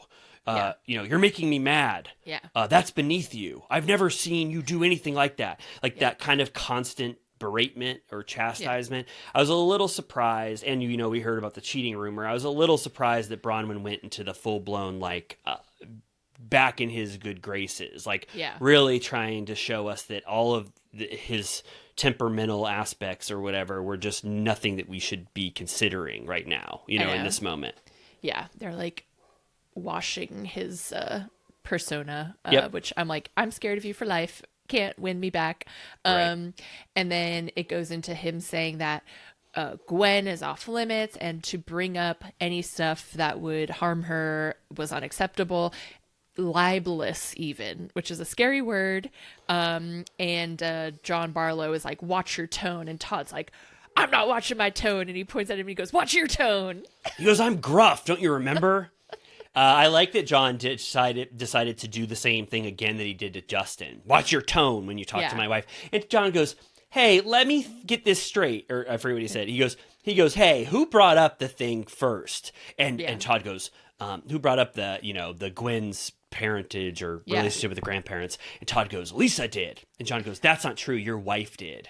So we, if that's up for debate, and then Todd is talking about the miscarriage stuff, which we already talked about. So I feel like Todd sort of has either a half-assed version or a not full picture version of what Lisa did coming from Bronwyn. He asserts that Lisa accused her of having a fake miscarriage, and he doesn't even know the details of how it entered into evidence on camera, which I think Bronwyn allowed that to be on camera. So Todd doesn't have his facts right. I know. Yeah, once they started saying like that she insinuated that she faked a miscarriage, I was like, that is wildly not what was said. Like, that's so much worse than what was said. Like, if someone walked into the room watching the reunion that had never didn't know what was going on, they'd be like, what? Yeah, and I kind of feel like Bronwyn's like getting away with it. Like, I don't see just people being like, whoa, what the hell did she just accuse Lisa of? Because people hate Lisa. So anything that is counter to Lisa, people will just ride with. But that's a horrible accusation to make with no pushback. Yeah. So anyway, and then I was just like, and then also when Todd says libelous, I was like, of course you want to sue. Like that is just so your domain. And I will say to Lisa as well, like, stop threatening to sue. It would just ruin the show. Yeah. Lisa threatened to sue a bunch, and I didn't say anything, so I don't want to be a hypocrite. Don't threaten to sue cast members. Like, keep it within the realm of this show. Get back at them by calling out the Alibaba shit. Because if you start going down that road, you would all sue each other for everything. So Todd shouldn't have said it, and Lisa shouldn't have done that earlier in the season either. I agree. But I don't remember. The only tease I remember is that they get into the Robert Jr. stuff, and it looks like everyone cries, including Andy. So that will be interesting. But I'm like, what other beef do we have? What's the big topics we have yet to uncover? I'm trying to think. Let me think. Well, I mean, the Bronwyn and Lisa one was huge. Yeah. Heather versus Bronwyn already got discussed. Alibaba already got discussed. Right. The text messages, of course, they'll read all of those again. Yeah, I'm like, what the hell? Is it? But it's three parts. And Andy called it husbands on the first. Yeah, Andy called it explosive, I think, for the first time ever. He called a reunion explosive, so there must be something. That only makes me think of one thing. What? I don't want to say. Oh, okay. Yeah, I can't think of other storylines, even though you and I have recapped the entire season. What else will be talked about? They got to a lot in part one. I guess you can think of something glaring, comment below. Yeah, please. My brain doesn't work like that. I always think, like, when I read the Oscar nominations, I was like, I don't even know what's not on here, you know? Oh, right. I don't know. I'm just like, okay. I mean, they definitely went above and beyond. I mean, those were all the good movies. They didn't leave anything off. If anything, they added shitty movies to those nominees to make it more robust. No Challenger score. Furious. Oh, yeah. They should have. Did Challengers get nominated, though? No. Oh. I saw is like Never nominated. I saw someone who was like, well, the Academy typically films in April don't make it onto the thing because people forget. It's like, Oscar voters forget that movies came out earlier in the year that were good. I mean, how stupid are they? And then it's like, yeah, we didn't watch Brutalist. I fell asleep. I watched an hour and a half of it. What scenes have the supporting actor in it? It's like, what the hell? Their memberships. Seriously, I've never seen anything like it. It's like, what the hell? The Oscars are We should be voters. Oh my God. The Oscars are such shit. I mean, I have never seen anything like it. They have the worst taste in the world, and each Best Picture winner is worse than the last. Anyway, okay. So, how do you feel about Bop-a-dooing a recap of the latest episode of Southern Charm? Let's Bop-a-doo it. We should rip into it? Yeah, let's go. You think, just turtle time check, are we doing okay? I think it's kind of a weird one, but I think it's maybe in the honor of David Lynch. Yeah, but why do you think? Weird energy. Why? It's after dark. I feel like we always go astray when it's after dark. Yeah, and we'll probably cut out a couple of minutes of that news broadcast, right? No. Okay. Southern Charm. Okay. So did you like how it started by basically accusing Sally of being a disgusting slob? You know what? I did not make that assessment of her. I know it looks bad when you go to someone's house and there's rotting cheese and flies and stink lines, but I remember what it's like to host a party. I haven't hosted one in about 3 years, but the next day, if you're lazy and you got drunk, she didn't have time to clean up, and Vanita immediately wanted to come over to get her clothes or whatever she needed to get. So she busted Sally on before she had time to clean up. You remember parties like that, right? The flies. I'm okay with leaving like the booze and shit out, but like the food, that's a little rough for me. It looked so gross that even if she threw it in a garbage can outside of her house and I was in Charleston, I probably would have said, I don't think I want to eat that cheese. Yeah. Her mom was there bright and early to help. Well, that makes sense. She probably slept over. Everyone goes, oh my God, Vanita, last time we saw you, you almost drowned. What the hell happened? And Vanita said, I never cannonballed before, and I'm never going to do it again. Wow. That's one mark against the cannonball. Is that your go-to jump? I guess so. I'm rarely doing a dive because you really have to have a deep pool for that. I never dive because all of those stickers on the side when it shows what you can do to your neck, I rarely ever dive. Yeah. I probably do I just jump up and I do like a 360 spin and scream. Oh, that's cool. Yeah, I try. Yeah, I show off when I'm at the pool. But so Vanita will never do a cannonball again. And then this is not very interesting. No. It's about Gaston, and unfortunately, we're not seeing Gaston enough for him to radiate enough for me to care about anything that's going on with him. We only see him in scenes with Taylor, and like you said last week, where the hell is he? Why is he deciding to only go to... He obviously wants to be on the show. He wants to be a confidant to Taylor. He's doing fine in scenes with Taylor, but why aren't you going to the all cast events? And the cast doesn't know what to do with the person that's like not there to talk about. So they're kind of just like making a bunch of shit up. They're like, maybe Gaston is the one that didn't want Taylor to have a birthday. And they're like, I don't know, maybe. Yeah. It's like, we don't know. Like, you know what I mean? It's just like, it's like not working, that stuff. Yeah. Taylor sets it up. They have a quick scene that is boring. She's like, she's afraid to say that she wants to spend the rest of her life with him. So she's like, he's someone I would like to spend a very long time with. I don't want to jinx anything. But of course, I feel like the setup right now is that she's constantly having to tell him that she's going to be places where Sally is going to be. So I feel like maybe that's what he's trying to avoid. Just do it. Yeah, seriously. Seriously. The point. I respect not wanting to do stuff. I mean, I don't but come on, you're on the show already. Just go to a trop hop event or whatever. Yeah. Just do it. Just be there. And I don't know. But then I was thinking I don't know. Is it just as an audience?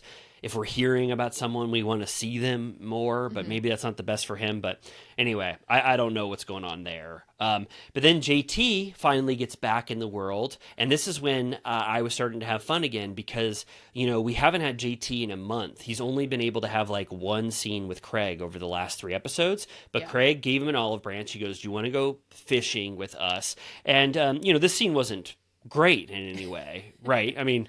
Yeah.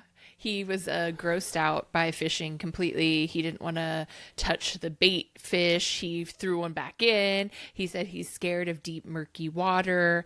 But, the other guys are like, what the hell? Like, where's this guy from? Doesn't he fish ever? And he's like, no.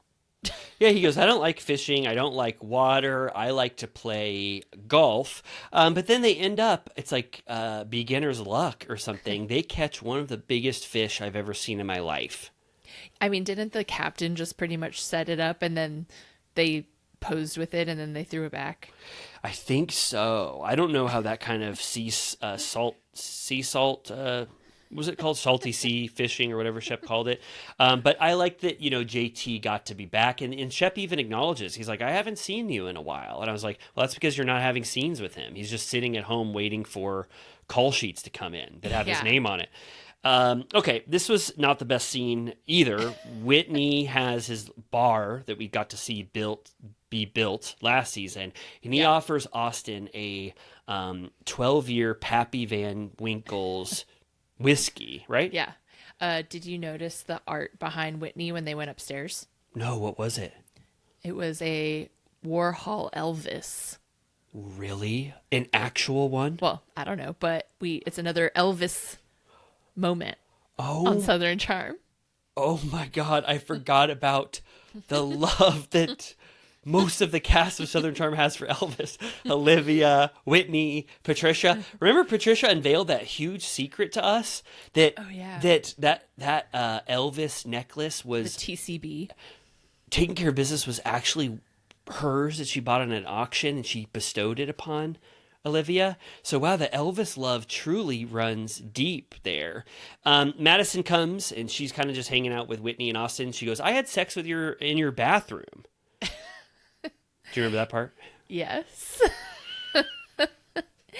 And then they get into basically what we've already discussed, that Madison is like, "I thought we all agreed that we were going to oust JT from the group." And she claims that Craig agreed and then went against it. But it's like, I don't know what you three are going to do. I mean, you're now only having scenes with yourselves. Like, what are you going to do? I just don't understand. I already said this. I absolutely hate that the cast thinks that they have the power to ice out another cast member. That's not how it works. And also, they're ousting JT on false claims, the bitch gate, and the fact that Madison is just embarrassed that her husband actually did call JT to verify whether or not Madison cheated on either JT or Austin on him on that trip. So I don't like this at all. And they're really isolating themselves even more. It's kind of like, they're like, we're the powerful ones. We can, remove people from the group. But then in reality, 8 or 9 of them are going to that Molly event. And they're the ones who are refusing to film because they don't want to be in scenes with JT, which is a little odd. Right. Yeah. And then they bring up like that Austin says he still has to talk to Craig about the podcast stuff. And he's like, Craig doesn't care about our friendship. He just sees dollar signs. Yeah. And it immediately makes you imagine a photo of Craig with huge dollar signs covering his eyes. Like he's all about money. Yeah. I'm curious what his, if his level of ambition or like obsession with that stuff will change post Paige, or if he'll throw himself like even further in because he needs to distract himself. Getting a bunch of money leads. We've seen countless examples of this in fiction and in reality. It's basically Ebenezer Scrooge or bust. So I hope Craig relents on this goal of just making as much money as humanly possible, because he's going to come to realize, it's kind of trite to say, but money doesn't buy happiness. It's true. Maybe though we can buy into pillows and beer, and it could be like we could cross out the beer and be like pillows and turtles. Oh my God, that is so awesome. Just, we would say, don't listen to this episode, but listen to a couple from the past, and please let us join, be a part of your network. Yes. We could be his first one. That would be so awesome. I want money. I want money too. It's so unfair because I'm like, obviously, I'm saying, Craig, don't chase money, but obviously, there's nothing greater in the world than having money, and it's basically like having life on easy mode to have all the money in the world. It instantly makes everything better, but at a certain point, does it stop making life better? That might be what Craig. He's full. Did we already say that he's full Wall Street too? Money never sleeps. We said it. Greed is good. He basically is like Gordon Gekko. The 80s were fucked. It was wild. Reagan 80s, they called them. It was called. Yeah, right. It was called Money, Money, Money. People who were like, down. Go, go, go. Coffee was first coming. Like, people were drinking coffee for the first time. They were going Wall Street. But then Nancy was like, don't do drugs. And it's like, what do you think everyone's doing to make all the money? It's so true. Nancy was so anti drugs and everything. But, I don't know. Is that just fake about the 80s? Like, when you watch like a 90s show, like about the 90s or 2000, it was like, we were all so scared of Y2K, and we were all watching Friends and stuff. And it's like, I don't know, that wasn't the reality for me. That was just the cultural zeitgeist, but not everybody I guess if you were adheres to that. Literally on Wall Street, it was like that. Oh, for sure. Oh, yeah, I'm sure. Buy, sell. No, the dip. I used The Big Short on Cinematrix today as Oscar-nominated Ryan Gosling. Oh man, is that I don't remember. I don't have fond memories of that film. Do you like it? I rewatch it. I think I like it, but I might just be like thinking I like movies like that. Mm-hmm. Yeah. I'm not a huge Adam McKay head. Post other guys and stuff, but who knows? I mean, I don't remember it, so. So, well, fuck me. So then okay, we get out of this like greed is good shit, and we go to Shep and Craig have kind of a freewheeling conversation at Craig's house. I love this. I don't know why, but I do like it. Just a little bit of a. What were they eating? I don't remember. Pineapple. Oh yeah, I was like, has that pineapple been hanging around for? Didn't like someone come with a pineapple to his pool party? I think so. Yeah, someone brought a pineapple, and Craig said, "Wow, I really want to eat this thing right now." And he goes, "Shep, will you cut it?" So they cut that, and then Shep lets us know. He goes, "Guess what? Austin didn't like that photo of us with JT," and and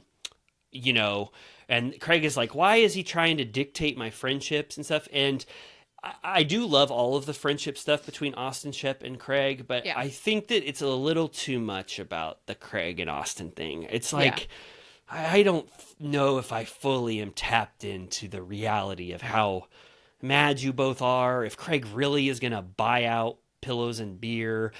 Why is Austin so pissed about JT that you're trying to write him off the show? He's a nuisance, but he did do that olive branch cane thing. Like, do you really hate him that much that you're trying to kick him off the show? Like, right.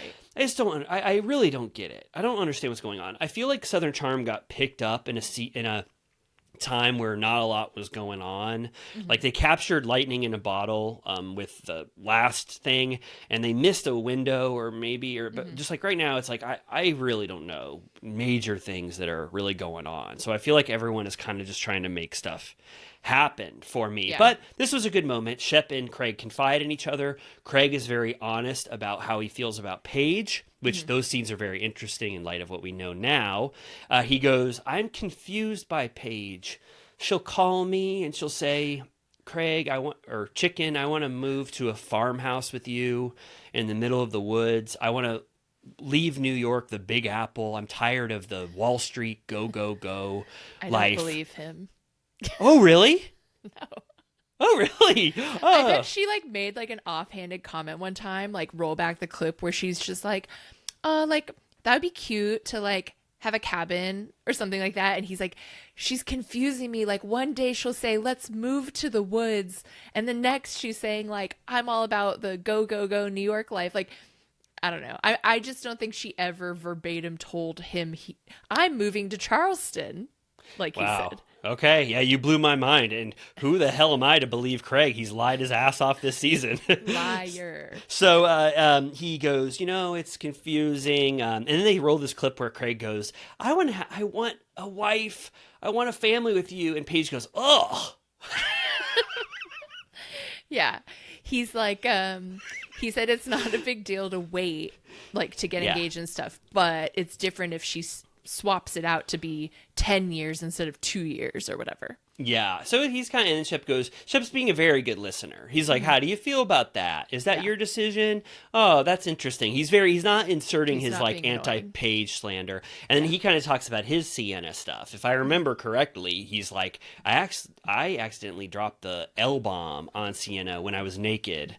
I said I love her and I really like this relationship and yeah. More stuff like that. Craig was like, are you guys exclusive? And he was like, yeah, I mean, I am. He was like, we haven't talked about it yet, but like, I don't want to be with anyone else. And I'm like, that's interesting that he is the one to have taken that leap, but has not like requested confirmation that that's true on her end. Yeah. Did you watch that scene from next week? I hate to bring it up if you haven't seen it, but where Madison is saying she's a full-blown Southern Charm fan. Is she talking about Shep's? Is she talking about Shep's girlfriend? Yeah. And Patricia goes, stalker. Yeah. So is that, I mean, well, I don't know. We'll get into it next week, but I don't know. That's going to be kind of interesting, I guess. Yeah, totally. Because so far she's been pretty low key. Like, she's pretty like, chill. I was kind of like, you love this show, but you didn't want to like make an impact on it right. in an entertaining way, which is so far, I guess. Sure. Yeah, you would think if someone was like a maniacal fan, they would come in like Thomas Ravenel's like nurse girlfriend and just be like a full freak immediately. Ashley. Yeah. Yes, totally. All right, so we talked about the first half, not as great. You're kind of like, what the hell's going on? But I will say, I liked this next scene. Molly gives us they finally go back to Molly. They were in Sally world for about 3 episodes. We were learning everything in the world about Sally. We finally get back to Molly, and I liked this story from Molly. I felt like it was unique in the Southern Charm universe. It was about the power of music, like Mr. Holland's Opus, or Bohemian Rhapsody, or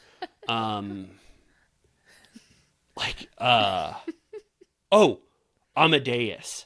Mm-hmm. When music just completely, I don't know what it is. It's like you feel transforms your soul. Molly speaks very eloquently and rhapsodically about music and what it meant in her life. She said that she was jamming out to 80s power ballads. Speaking of the 80s, like I can't think of an 80s like rock ballad for the life of me. I want to know what love is. I want you to show me. I want to know what love is. Oh, yeah. Something like that. And she goes, and I realized, why did you give up on music? I was good at it. So I dusted off my euphonium. I got it cleaned.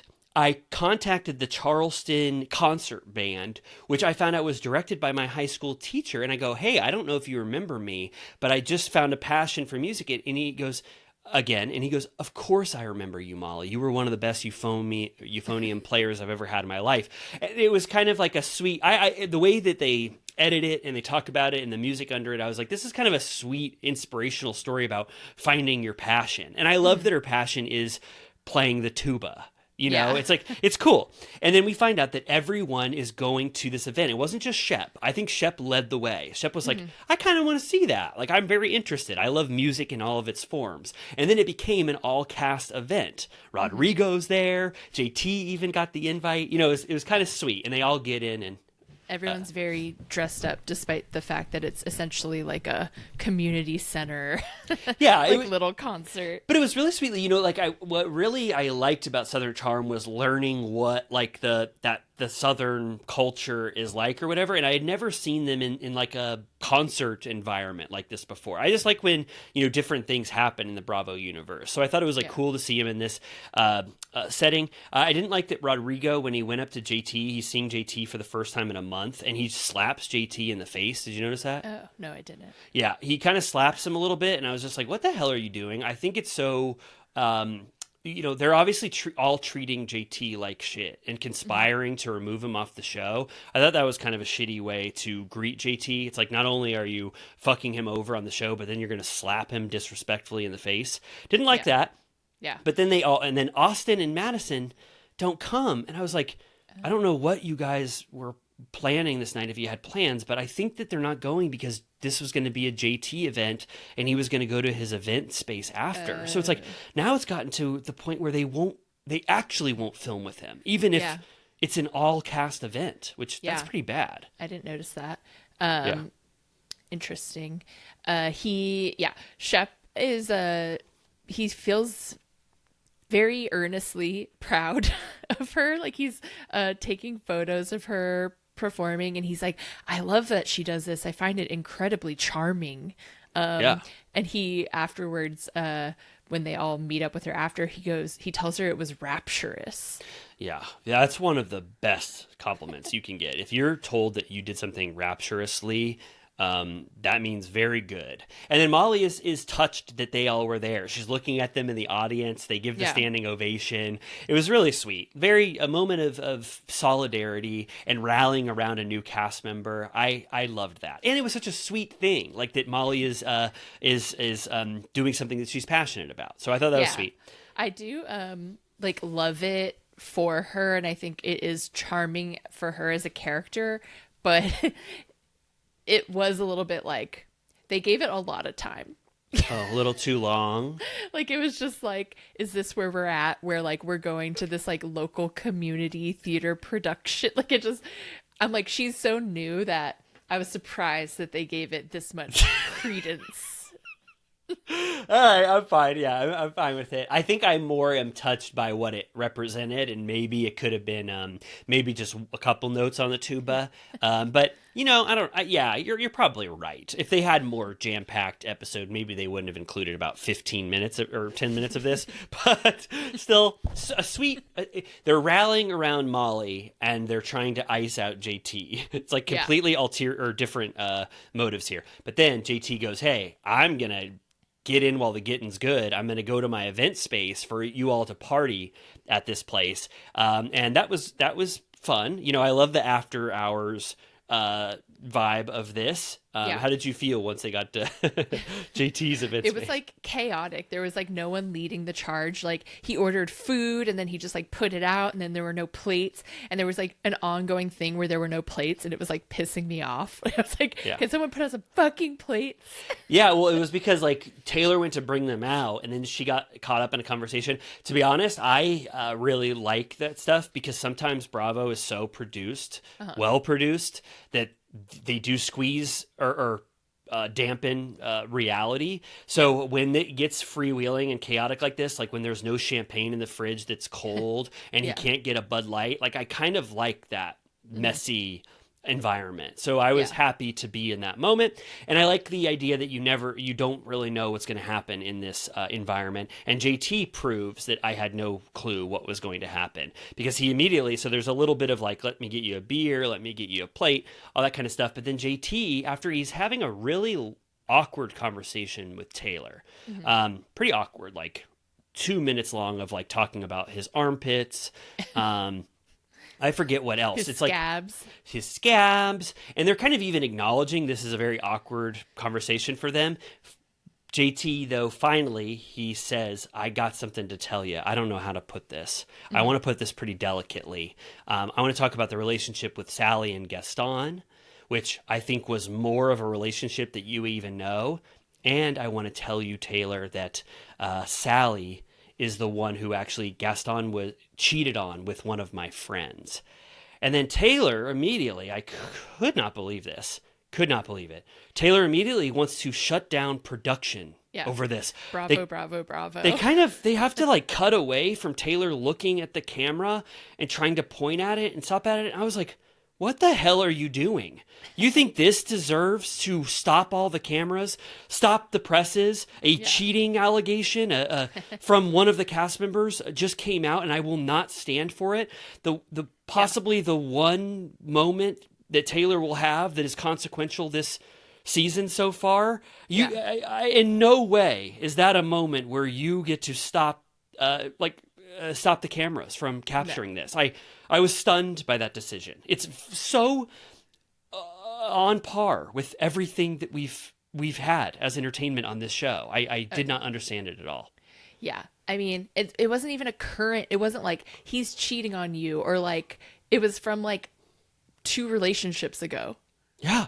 She was like, this is what we're not going to do. I will not indulge this. It was like she was going to like walk out and take her mic off and like end filming. And like, you got to give her some grace, because of obviously like what she's going through and stuff. But I was just like, this is kryptonite for Southern Charm. And Craig then indulges in it too, which I'll get to. They're going back and forth. They're partying. Someone says that Shep looks like a tantric sex instructor, right? And then Taylor comes out and starts yelling that JT is an asshole and he's trying to ruin Gaston's beautiful name on this show, and that she's going to leave. And then that kind of sends everybody spiraling to know what the hell is going on, Yeah, and JT, as always, calls himself an arbiter of truth. He like cannot believe that no one is interested in this tidbit, which I'm like, I don't think it's worth Taylor shutting down production over. I understand why she doesn't want it to come forward, but yeah, he is just sort of getting cornered out because Craig has decided to take this stance, even though I feel like Craig is usually more interested in like being like about gentlemanly things or something. I don't know. Yeah. Craig has like decided that JT can only talk about himself and cannot talk about anything that doesn't involve him. But it's like he set it up like his friend was cheated on by Gaston. And he says, I like Taylor, which we know is true. He almost professed his love to her last season. So you can deny or you can say that those weren't his motivations, but I felt like he justifiably brought this to the group and it made sense. I didn't sense that he was just trying to create a storyline. I felt like he had enough justification to bring this up to Taylor. It's the reaction that made no sense to me. Everyone is treating him like he's absolutely awful and despicable for bringing something up that is very relevant and very relevant for this show. Yeah. Yeah. Taylor says that he's being diabolical. JT is like saying that Taylor doesn't understand the extent of Sally's relationship with Gaston.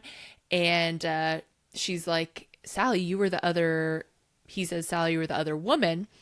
And she's like, let me explain how we met. And she said, I forget where she said she met him. Royal American. Okay. The parking lot outside of it. Okay. And she's like, we made out. I sucked his dick a little bit. And then after that, I found out he had a girlfriend, and then it was already too late. Because I was already hooked at that point. I said, what the hell? Met at Royal American, slobbed his knob. Slobbed his knob a little bit, found out he had a girlfriend, but you loved him so much that you continue to cheat on him? How is that different from what JT said? How does that justify what you... her grandma. Right? No, but I'm just saying Sally didn't exonerate herself there in any way. You knew that he had a girlfriend. You continued to cheat, so that was right for JT to bring up. And then, Sally said, he met my grandma. It was the last person my grandma met. I was like, that's on you. Yeah. Who you introduce her to anybody. Yeah, who you introduce your grandma to. It's like, hey, guy, this is the guy I met at the Royal American in the parking lot. I sucked his dick a little bit. And so I don't know if Sally is... I mean, that's obviously a huge thing to learn about Sally's history, to know that she cheated with Gaston, right? I mean, well, that's more a mark against Gaston to me. Oh, yeah, no, I know, but it's still worth us knowing. Yeah. I guess I'm just like, do I care about any of this is my question.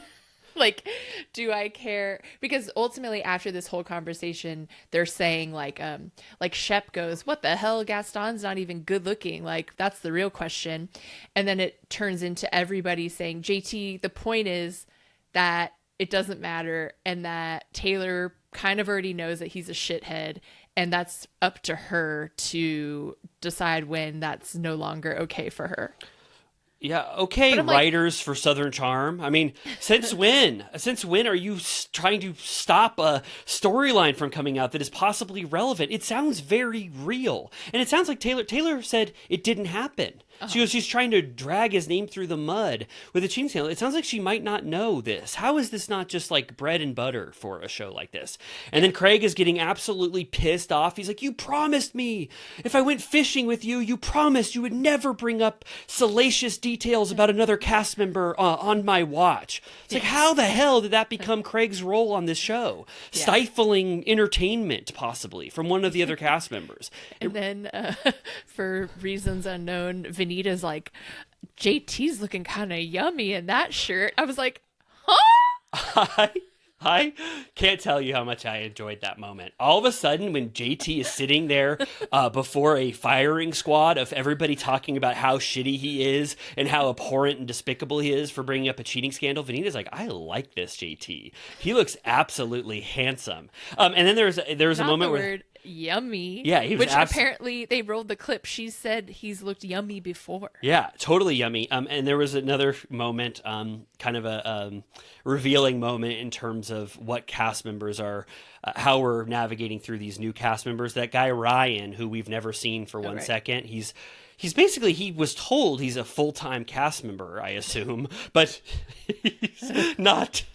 You're, a friend of, I guess, at the very least. But I'll just say, we're not getting a huge sense of Ryan. He tries to have his first moment in this scene. I don't know if you recall this. He stands there tall and he goes, a man who has, sorry. He's clearly never spoken on camera, I don't think, at this point, and he had all of the spotlight on him. He goes, you cannot do this to people's lives, and this is what I've heard that you have been doing to other people, and it is not good. It's like, oh my God, what the hell? It was like he had really never spoken on camera before in my life. I was like, they all got completely derailed by that. Yeah. So anyway, then JT is kind of getting put through the ringer. They're like, Taylor doesn't want to hear that right now. She's content with this. And then JT's like, well, if I knew my friend was headed for a car crash or on heroin, I would still stop them, even if they thought it was good for them. And then he gets so flustered that he gets up to leave them all. Yeah, he says he's a man of honor. Vanita chases after him down the street, and he says, like, I don't care if I'm out of the group. And she says, well, I do. And he's like, I love you, but, I did what I did, whatever. And when he says that, she's, like, sparkling. And we heard, I don't remember if we brought this up on the show, but she said on some interviews since then that they kind of dated for a while and that he ghosted her completely. Wow. Yeah. And I'm like, where's your honor, sir? Yes. Yeah, you said you were a man of honor, but in this moment, I felt exactly like you. It was very sort of romantic in a way. When they followed them out there, they're no longer in the event space. And there's almost a moment where JT like touches Vanita to possibly kiss her. And he keeps saying, I love you. And then we had just heard that she said he was yummy. And you could almost get a sense like they were going to possibly kiss in this moment. There's just a lot of like, romantic energy here that I thought was fun to see in a season that's been kind of, lackluster so far. So for me, I don't know if you're fully there with me, and I don't know if the world is, but for me, Southern Charm had been in a little bit of a doldrums, and JT comes in and he says a huge rumor that explodes within the cast, and then he gets Vanita to start liking him in a romantic way, and then has that kind of a beautiful closing scene. I was kind of like, okay, this is the cast member you want to write off. We want to pay attention more to Taylor, Rodrigo, Ryan, Leva, and possibly not pay attention to JT after what he just brought to the Right. table, whether you like it or not, or whether you like Yeah. him as a person or not. Yeah. And it's hard because, like, Shep has a girlfriend, but she's not there most of the time. Hopefully, this, like, her being a crazed fan thing comes through because I would love to watch that. Craig's girlfriend is not there half the time, and their storyline is so boring at this point, anyways, because it's like, will they or won't they? It's like, who cares? And then it seems like Austin's girlfriend is kind of just like a normal gal. Like, I don't think she's gonna bring much to the show, unfortunately, or I don't know even how involved she'll be. Yeah. So I'm wondering if, like, if when they picked up cameras, this cast just like wasn't ready to bring anything, which I'm like, you could say that about any show that like has a set schedule. Like, what if they don't bring anything? But I just feel like this is what's happening here. Like, they didn't know really what was going to be the storylines for this season, except like the pillows and beer shit. And yeah, it's just like, if only Sally was currently fucking someone in the main cast, or Molly and Shep were started dating, or like there needs to be more like integration. Yeah, I think so too. So anyway, well, I enjoyed the second half of that episode, but I can understand why Southern people, I did a TikTok about it, and people were definitely pretty bummed out about this season of Southern Charm. So we're not alone.